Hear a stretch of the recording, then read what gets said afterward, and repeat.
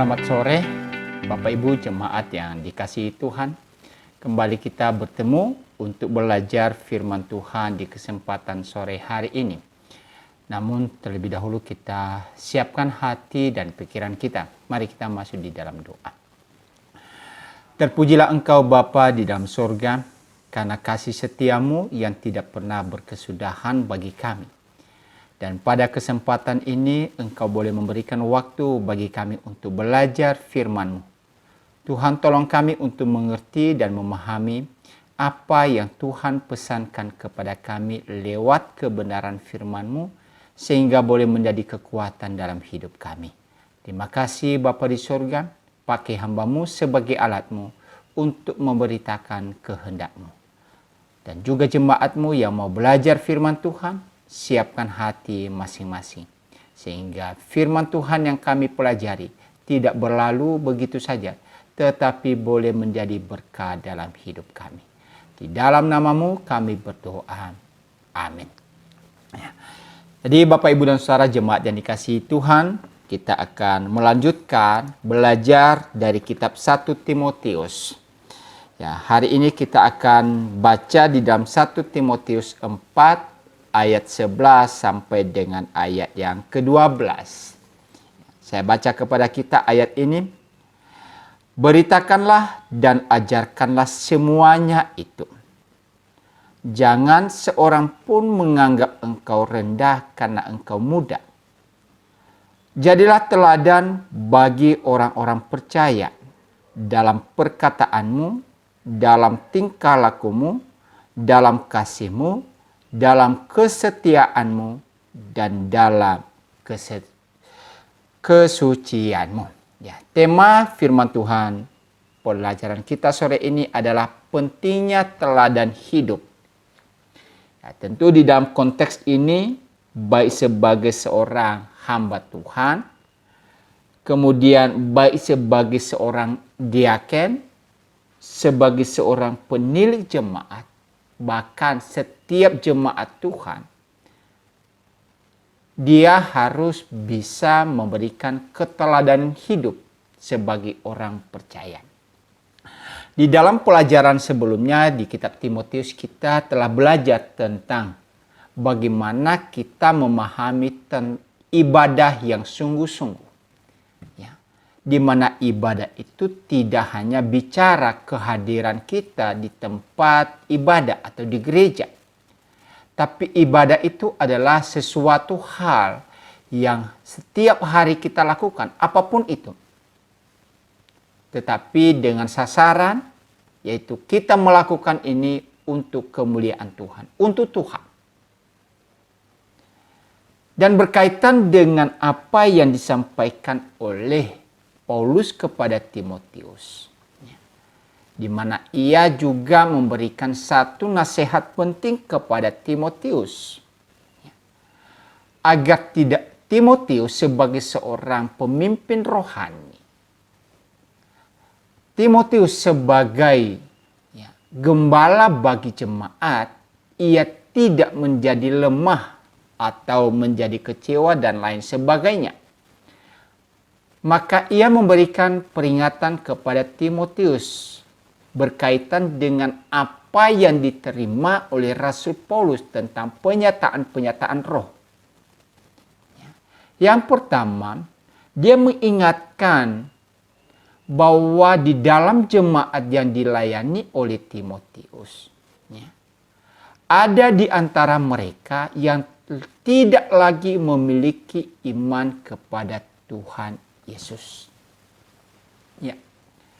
Jadi di sini diingatkan kepada Timotius bagaimana ia bisa menyingkapi keadaan-keadaan di antara jemaat. Di mana ada jemaat yang tetap setia mengikut Tuhan, tetapi di antara mereka ada yang akhirnya murtad. Tentu dalam hal ini Rasul Paulus ingatkan kepada Timotius agar ia tidak menjadi kecewa di dalam menghadapi situasi ini.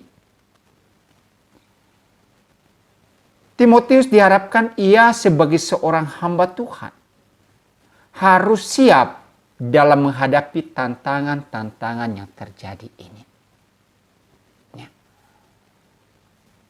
Jadi kalau kita sekali lagi memperhatikan dengan apa yang disampaikan oleh Paulus kepada Timotius, ini nasihat berkenaan dengan tugas pelayanan. Ya. Bagaimana seorang pelayan Tuhan sebagai seorang gembala bagi jemaat, ketika ia menghadapi tantangan-tantangan yang ada itu, ia tidak boleh menjadi putus asa. Ia tidak boleh menjadi lemah. Tetapi ia tetap harus berfokus kepada tugas panggilan yang telah Tuhan percayakan kepada dia. Maka kalau kita perhatikan di dalam ayat 11, beritakanlah dan ajarkanlah semuanya itu. Ya. Nasihat berkenaan dengan tugas pelayanan yang dihadapi oleh Timotius. Pertama-tama Rasul Paulus memberitakan Timotius agar terus memberitakan, agar terus mengajarkan jemaat tentang pengajaran-pengajaran yang benar. Ia harus siap membentengi jemaat dari pengaruh pengajaran-pengajaran yang sesat tadi. Timotius harus terus berkobar-kobar di dalam memberitakan ini. Timotius harus terus memberikan pengajaran-pengajaran yang baik.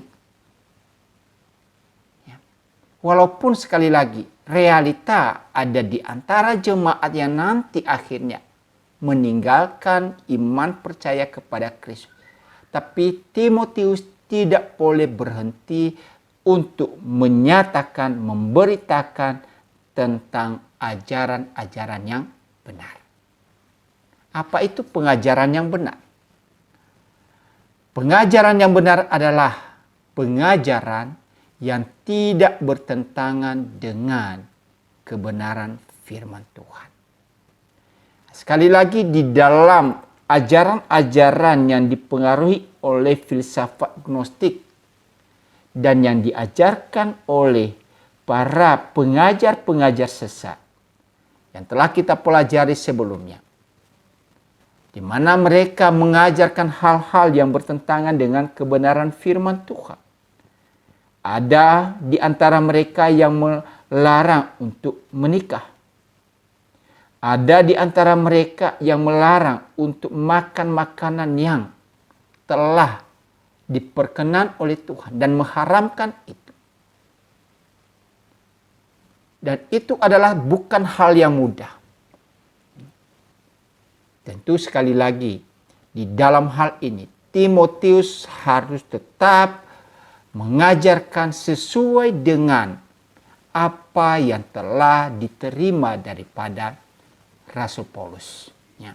Pengajaran firman Allah yang benar.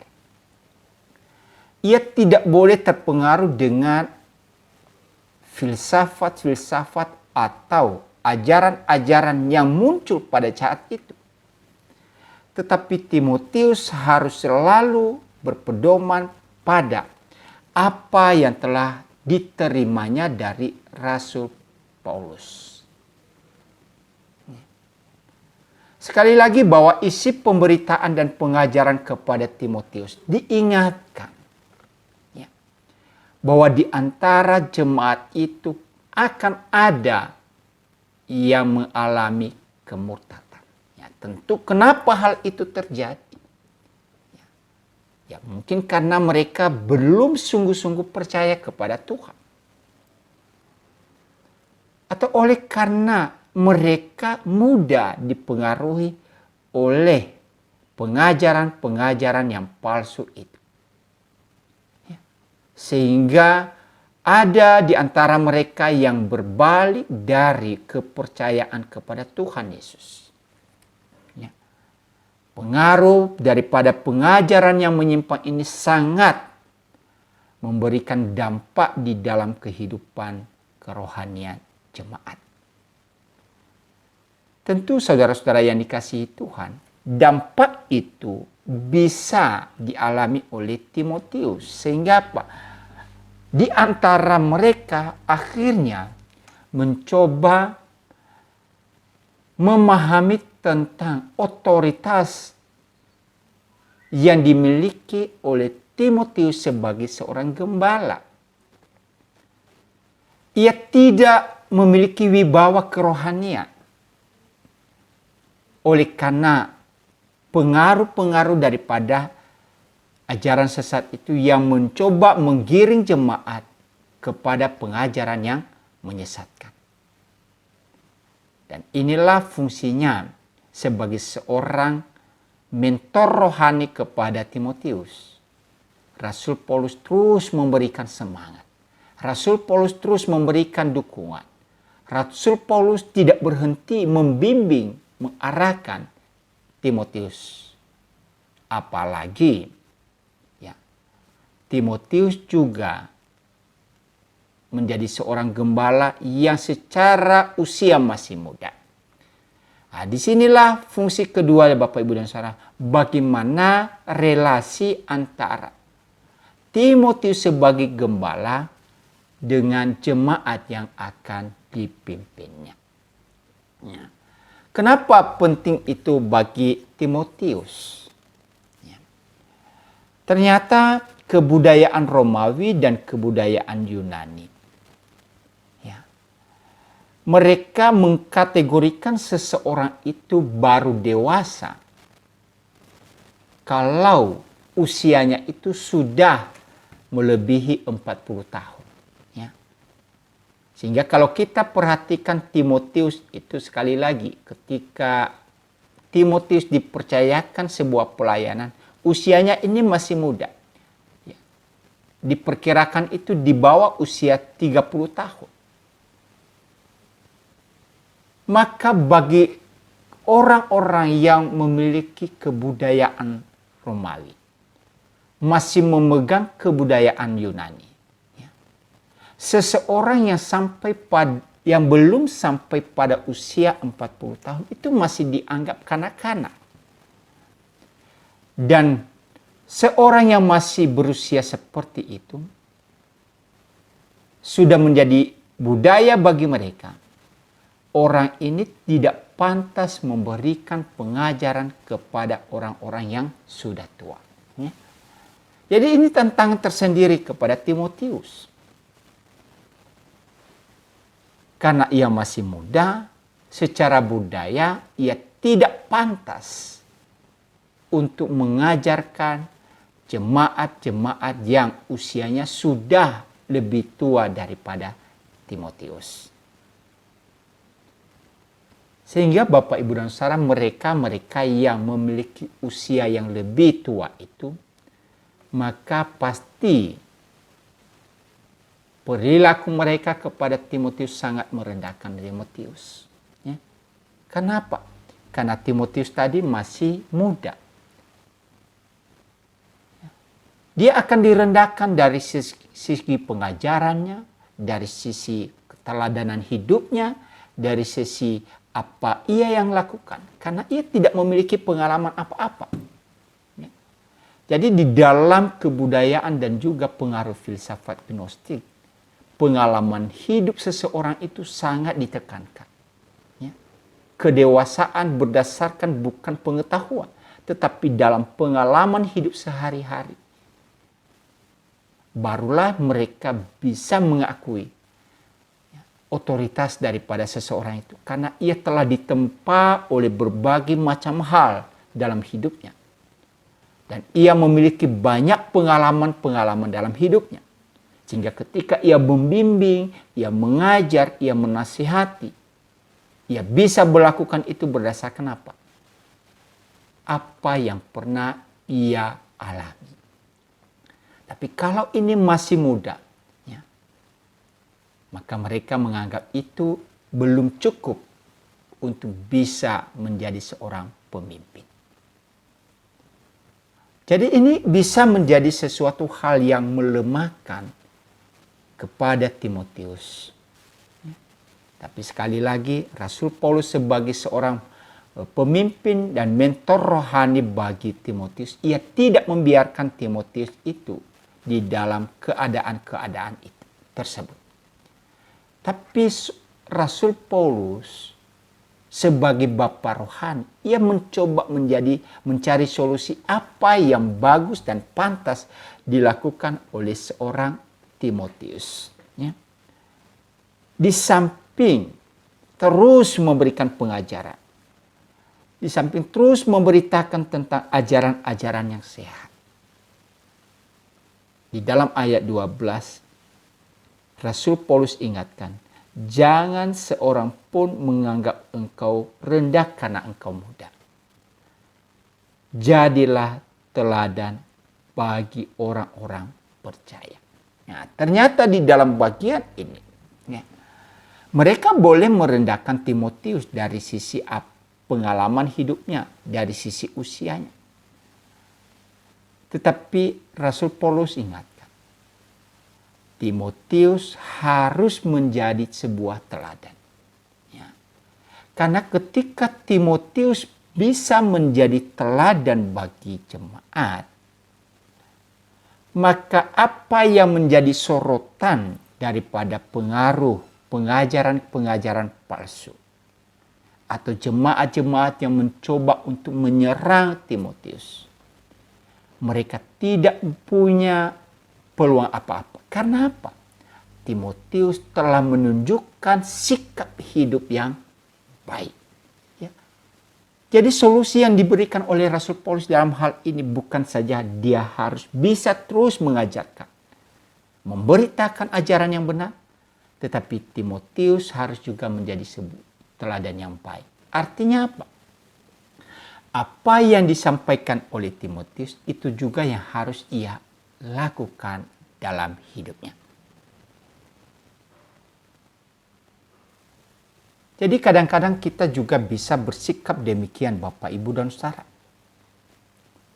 Karena dengan kita bisa memberikan contoh yang baik, teladan yang baik, maka bagi orang-orang yang berusaha untuk menyerang, merendahkan, dan lain sebagainya, maka mereka tidak akan bisa mendapatkan peluang apa-apa. Kenapa? Sikap hidup kita berbeda dengan apa yang dicoba dituduhkan kepada kita. Nah, itulah yang coba diberikan oleh Rasul Paulus kepada Timotius. Ya, menghadapi hal demikian, maka Timotius harus bisa menjadi teladan. Sikap hidup Timotius sebagai seorang gembala jemaat haruslah berbeda dengan sikap hidup para guru-guru palsu. Ketika Timotius memberikan contoh yang baik, maka tidak ada satupun yang dapat meremehkannya. Dari sisi apa mereka bisa mencari kelemahan Timotius? Dari sisi pengajaran, ia bisa mengajar. Dari sisi keteladanan hidup, Timotius bisa menunjukkan sebuah teladan yang baik. Nah, inilah cara untuk menghadapi kritikan-kritikan yang memang dilakukan oleh orang-orang yang berusaha untuk merendahkan orang lain. Merendahkan Timotius di dalam pelayanannya. Oleh karena sekali lagi, bukan karena melihat Timotius itu sudah mendapatkan otoritas untuk menggembalakan, tetapi karena mereka hanya melihat dari budaya yang usianya yang masih muda, yang menurut mereka masih belum pantas untuk mengajarkan kepada jemaat hal-hal yang diberitakan oleh Rasul Paulus. Maka di dalam bagian ini Rasul Paulus mencoba memberikan solusi yang harus dilakukan oleh Timotius dengan sebuah keteladanan Ya, kalau kita perhatikan tadi di dalam ayat 12. Jadilah teladan bagi orang-orang percaya dalam perkataan, dalam tingkah laku, dalam kasih, dalam kesetiaan, dan dalam kesucian. Ya, di sini ada 5 poin yang harus dilakukan oleh Timotius. Dan 5 poin ini Bapak, Ibu, dan Saudara memiliki kaitan satu dengan yang lain. Tidak terpisah-pisah. 5 teladan tersebut merupakan gaya hidup yang harus Timotius tunjukkan kepada mereka atau kepada para guru-guru yang mengajarkan hal-hal yang palsu. Sekali lagi, teladan ini ada 5 hal dan semua memiliki kaitan satu dengan yang lain. Nah, coba kita perhatikan teladan yang pertama, yaitu teladan dalam hal perkataan. Ya. Kalau dalam bahasa Yunani katanya logo. Ya. Kata logo ini dimaksudkan yaitu kata-kata yang dikeluarkan dari mulut. Ya. Apa yang terucap, apa yang disampaikan. Ya. Tetapi kata ini juga Bapak, Ibu, dan Saudara adalah berkaitan dengan apa yang dipikirkan oleh seseorang. Ya. Jadi dalam hal ini, Rasul Paulus mengingatkan Timotius, ia harus menjadi teladan dalam apa yang ia ucapkan. Dan itu harus sama dengan apa yang ia pikirkan. Dalam pengertian yang lain, tidak boleh berbeda apa yang dia pikirkan, tetapi berbeda dengan apa yang diucapkan. Ya, harus menunjukkan sebuah kesinambungan. Ya. Bahwa kata ini juga bisa difahami Bapak, Ibu, dan Saudara sebagai sebuah pernyataan yang menggambarkan tentang kemahakuasaan daripada Allah. Ketika Tuhan berfirman, kita perhatikan di dalam perjanjian lama, ketika Tuhan berfirman, itu adalah menunjukkan tentang siapakah Allah sebenarnya.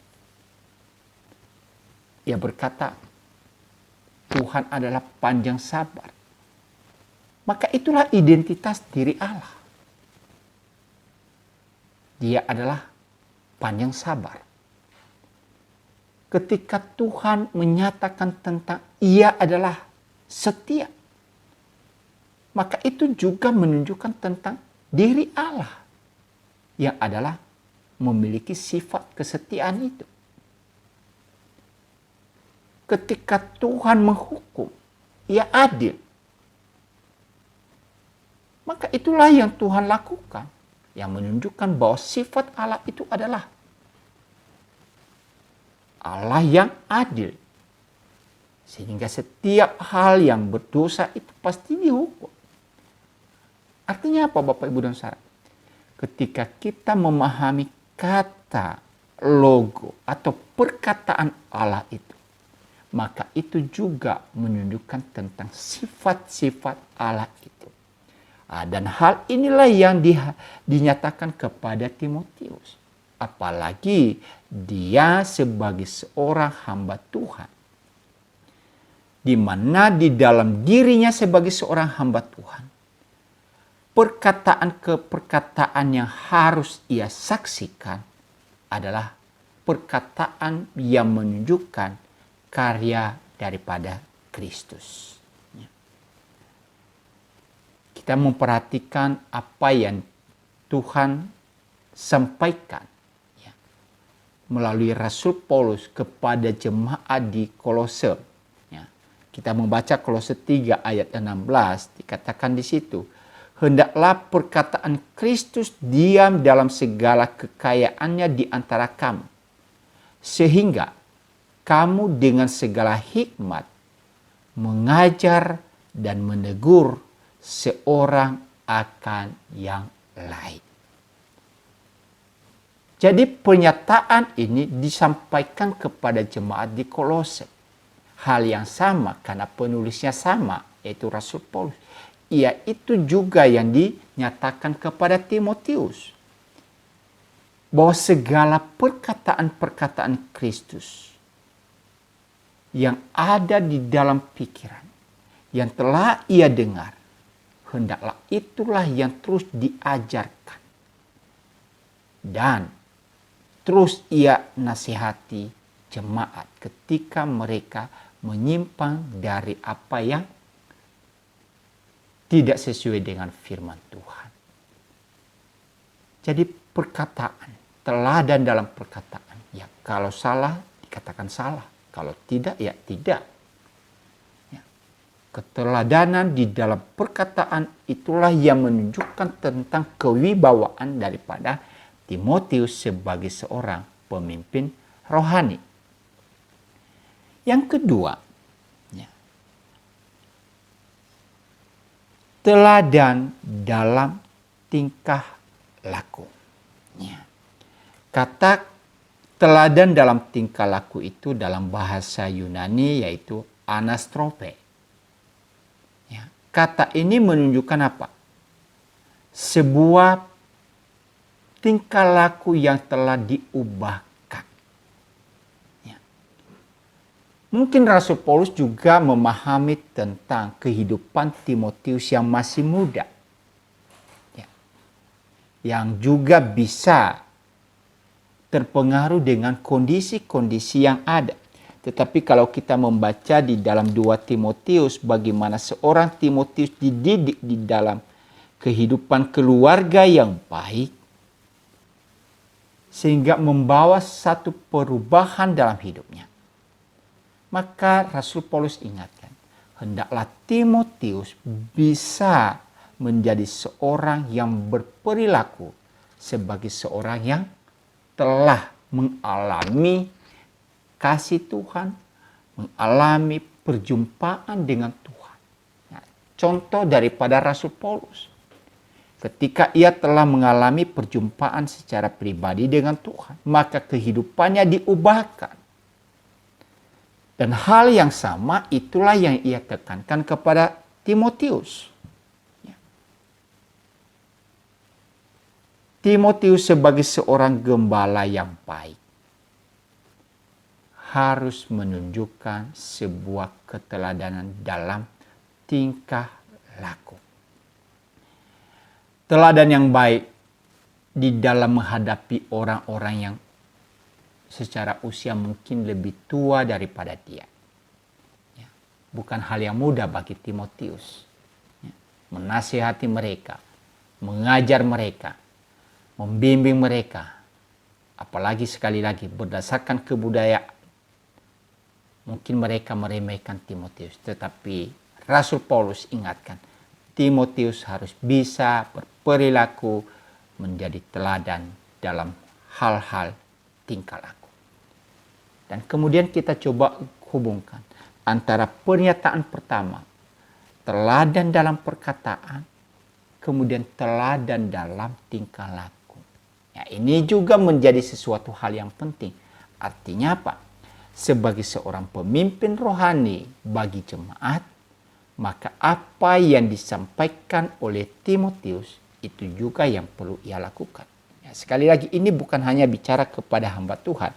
Karena di dalam Timotius yang sudah kita pelajari sebelumnya, itu juga baik bagi seorang penilik jemaat, yaitu majelis. Baik sebagai seorang diaken. Ya. Mereka adalah orang-orang yang dipakai oleh Tuhan untuk melayani. Tetapi kenapa ini kepada Timotius? Karena Timotius itu adalah pemimpin daripada para penilik jemaat. Pemimpin daripada para diaken. Nah, ketika Timotius bisa memberikan sikap seperti ini, maka mau tidak mau juga para penilik jemaat, para diaken harus bisa mempedomani apa yang telah dilakukan oleh seorang Timotius. Teladan di dalam tingkah laku. Kemudian apa? Teladan di dalam kasih. Ya. ketika Timotius berhadapan dengan para pengajar-pengajar sesat yang mencoba meremehkan dia. Mungkin saja secara naluri kemanusiaan, rasa tidak suka, benci, itu bisa terjadi. Ya. Dan disinilah sebuah tantangan yang harus dihadapi oleh seorang Timotius. Di mana bagi mereka yang meremehkan dia, menyepelekan dia, merendahkan dia. Tapi Timotius harus bisa menunjukkan apa? Teladan untuk mengasihi. Ya. Memang menarik yang dilihat di sini Bapak Ibu dan Saudara, kata kasih yang digunakan Paulus di sini adalah kasih yang pernah diajarkan oleh Tuhan Yesus kepada Petrus. Yaitu kasih dengan dasar kata bahasa Yunani adalah kasih agape. Kasih agape itu adalah sebuah kasih yang dimiliki oleh Allah. Sifat yang dimiliki oleh Allah. Artinya apa Bapak Ibu dan Saudara? Ketika kita coba memahami Tuhan dan berhadapan dengan manusia yang hidup di dalam dosa, maka kita bisa melihat bagaimana Tuhan yang penuh kasih itu mengampuni manusia yang penuh dengan dosa itu. Ia mau berkorban. Ya. Ketika manusia itu terus menyakiti hati Tuhan, tetapi Tuhan dengan penuh kasih, dengan penuh sabar mengampuni. Kenapa? Karena ia memiliki kasih yang luar biasa. Nah, inilah kasih agape. Ya, kasih yang tidak menuntut, tetapi kasih yang mau memberi. Ya. Kalau kita ingat lagi di dalam Yohanes pasal 3 ayat 16. Karena begitu besar kasih Allah akan dunia ini. Ya. Begitu besar kasih Allah. Kasih yang agape itu, ia mengaruniakan anaknya yang tunggal. Tujuannya agar manusia yang berdosa bisa diselamatkan. Ya, teladan kasih itulah juga yang diharapkan ada pada diri seorang Timotius. Sehingga ketika ada orang-orang yang menyalahartikan Timotius, meremehkan Timotius, merendahkan Timotius, bahkan menuduh dengan berbagai macam hal, Timotius harus bisa menunjukkan kasih kepada mereka. Ya. Kembali kepada situasi yang terjadi. Dengan ada kasih yang penuh itu, maka bisa saja mereka yang tadinya begitu tidak menyukai Timotius, bisa saja mereka menjadi apa? Orang yang bertobat.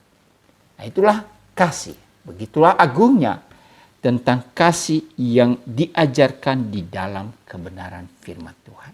Ya. Yesus mengasihi kita. Ia mau berkorban bagi kita. Dengan kasih yang kita terima itu Bapak Ibu dan Saudara, kita boleh dipulihkan dari segala hal-hal yang kita alami. Selanjutnya, apa yang ditekankan oleh Timotius di sini adalah teladan dalam kesetiaan. Ya. Di dalam bahasa aslinya kata ini tidak bicara tentang kesetiaan, tetapi bicara tentang iman. Ya. Teladan dalam iman. Tapi dalam penulisan bahasa Indonesia menggunakan kata kesetiaan. Ya, tentu kenapa ini bisa diartikan kesetiaan Bapak Ibu dan Saudara. Kalau kita memahami tentang iman, maka itu bisa dihubungkan dengan bagaimana ia terus mempercayai Tuhan dalam hidupnya. Sekalipun apa yang ia yakini itu masih belum nyata, tetapi ia terus bertahan. Ya, di dalam Ibrani pasal yang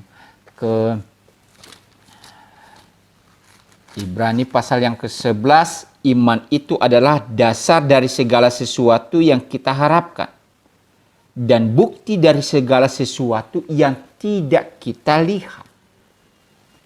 Ya. Jadi iman itu bicara tentang apa? Sesuatu hal yang terus ada dan kapan itu ya kita tidak tahu sampai kapan berhentinya. Sampai Tuhan menyatakan maksudnya kepada kita. Maka itulah sebabnya di dalam terjemahan bahasa Indonesia menggunakan istilah di sini adalah kesetiaan. Ya. Iman berarti suatu pendirian yang dimiliki seseorang berkenaan dengan kesediaannya untuk mau menyerahkan hidup kepada Yesus Kristus. Dalam keadaan apapun juga tetap bersedia untuk percaya kepada Tuhan Yesus. Ya.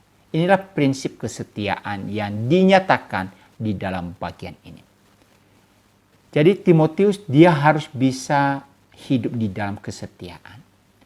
Ketika menghadapi tantangan, ketika menghadapi penolakan, ketika menghadapi masalah, ia harus tetap teguh pada panggilan hidupnya.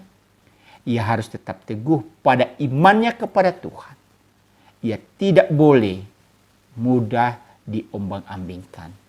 Apalagi dengan berbagai pengaruh-pengaruh pengajaran sesat itu.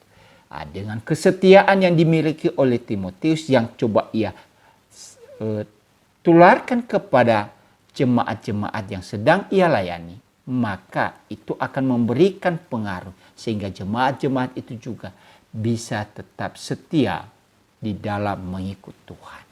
Ya. Kemudian yang terakhir di dalam bagian ini, teladan yang harus ditemukan oleh Timotius itu adalah teladan dalam kesucian. Kata yang digunakan di sini adalah kata dari kata Ibrani hakneia atau agnos, ya.